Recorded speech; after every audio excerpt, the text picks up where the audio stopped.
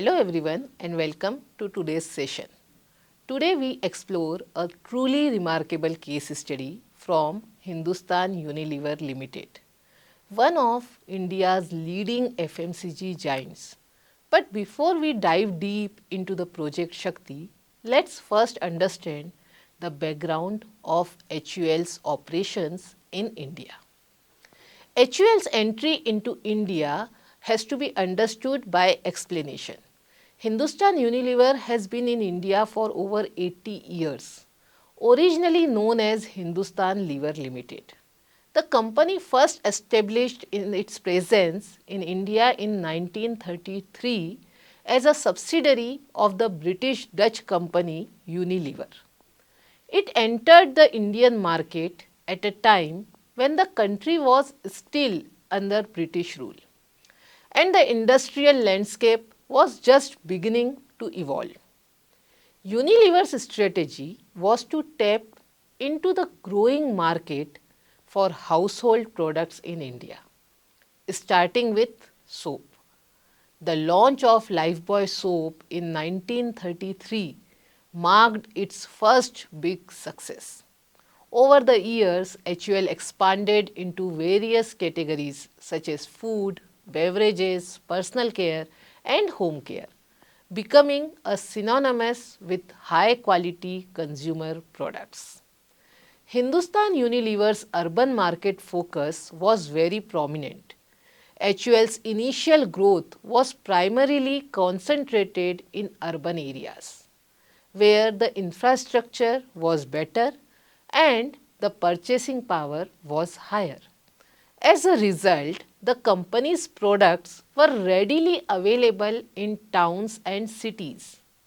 But rural India, home to more than 60% of the country's population, was remained largely untapped. By the early 1990s, HUL realized that the potential of India's rural market was enormous and ignoring it could mean missing out on future growth. With a population of over 600 million people, rural India was a gold mine for consumer goods. But reaching this market was no small task. The company needed a new strategy to address the unique challenges of distribution and accessibility in rural areas. In the next section of the session, let's discuss the challenges of reaching rural markets which are faced by HUL. The growing need for rural focus has been prominent for HUL. And in the early 90s, HUL's urban market was saturated and competition in cities and towns became fierce. Moreover, India's rural population had been largely untouched by consumer goods companies. Rural consumers were still buying products primarily through local kirana stores or traditional village shops. The market was not well developed and many of these consumers had limited access to branded products. However, Hindustan Unilever's leadership realized that the future of their business lay in rural India. There was a significant gap in the availability of everyday goods like soaps, detergents, shampoos, and food products in rural areas. Despite having a large market base, the company faced substantial hurdles in reaching these consumers in rural market. Now let's see what are the key distribution challenges in rural Indian market for HUL. The first, infrastructure and geographical barriers. India's rural regions often lacked the transportation networks and distribution infrastructure that urban areas enjoyed. The absence of reliable roads, cold storage facilities, and regular transportation made it difficult for HUL to deliver products to remote villages. The second challenge is limited retail channels. While urban areas had a wide array of retail outlets, rural areas primarily dependent on small village shops or unorganized retail network. These outlets did not have the capacity or even reach to stock a wide range of branded products. Third, cultural and demographic diversity. Rural India is incredibly diverse with various languages, customs, preferences, and needs. Marketing a product effectively across such a heterogeneous market was not easy feat for HUL. The fourth challenge was affordability issues. One of the biggest challenges was the purchasing power of rural consumers. Many of them lived below the poverty line and could not afford to purchase products in the quantities sold in urban markets. Hindustan Unilever's traditional pricing and packaging models were not designed for the lower income groups which are found in rural market. So, HUL's recognition of the problem has to be understood by understanding the problem statement. HUL's management realized that simply extending their urban business model to rural areas would not work. They had to understand the unique needs and circumstances of rural consumers and devise innovative solutions to overcome the infrastructure challenges. This led to the birth of Project Shakti in the year 2001. In the next section of this session, let's talk about the birth of Project Shakti. What was the vision behind Project Shakti as a campaign? Project Shakti was born out of the recognition that HUL needed to leverage local networks and knowledge to succeed in rural markets. The company's approach was innovative. Rather than relying on traditional distribution systems, HUL decided to empower local communities, particularly women, to act as distributor of their products. Why HUL thought only women? HUL recognized that women in rural India played a central role in managing household finances, making purchasing decisions, and distributing household category products. By empowering women, HUL could create a strong grassroots distribution network. This would not only help distribute products but also offer women to opportunity to become entrepreneurs and increase their household incomes. So let's see how this model of Project Shakti actually worked. The first thing we need to understand is who are Shakti Ammas. The core idea was to recruit women from rural villages and train them to become Shakti Ammas, which means powerful women. These women were trained to manage micro enterprises that would sell HUL's products to their local communities. What are the reasons for success? First, local knowledge and trust. The Shakti Ammas were from the same villages which they are serving, which meant they had a deep understanding of local preferences, buying habits, and the specific needs of their neighbors. Second, distribution network. This woman would purchase HUL's products at discounted prices from local distributors and then sell them to their fellow villagers at some margin. This direct to consumer model allowed HUL to reach deep into rural markets. The third one is affordable packaging.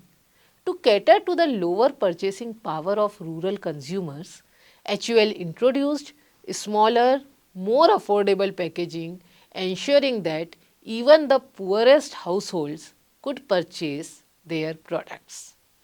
The strategic significance of Project Shakti has to be understood in the next section of our session. The project was not just about distribution, it was about creating a social impact. Project Shakti helped provide rural women with a source of income, gave them an entrepreneurial role in their communities, and empowered them in the ways that went beyond just business. So, let us see in the next section of this session how HUL overcome challenges and how they refined this model of Project Shakti. First thing, we will see how they addressed early hurdles. When Project Shakti was first launched, HUL encountered several obstacles. First, training and support. It was crucial for the women entrepreneurs to receive ongoing support, both in terms of product knowledge and business acumen. Initial training programs were developed to ensure that Shakti Ammas could manage inventory, understand customer needs, and even negotiate prices with their customer. Second, logistical issues. Reaching remote villages, especially those in mountainous region or areas with poor infrastructure, remained a challenge for HUL. HUL had to work with local transport networks and even come up with creative solutions, such as partnering with NGOs or local groups to facilitate their distribution. How HUL refined this strategy? As the project grew, HUL refined the model by introducing few new elements. The first element is microcredit. HUL worked with local banks to provide microcredit to Shakti Ammas, allowing them to purchase stock on credit and pay for it once they had sold the products. This further facilitated the growth of micro enterprises. Second, local leadership and advocacy.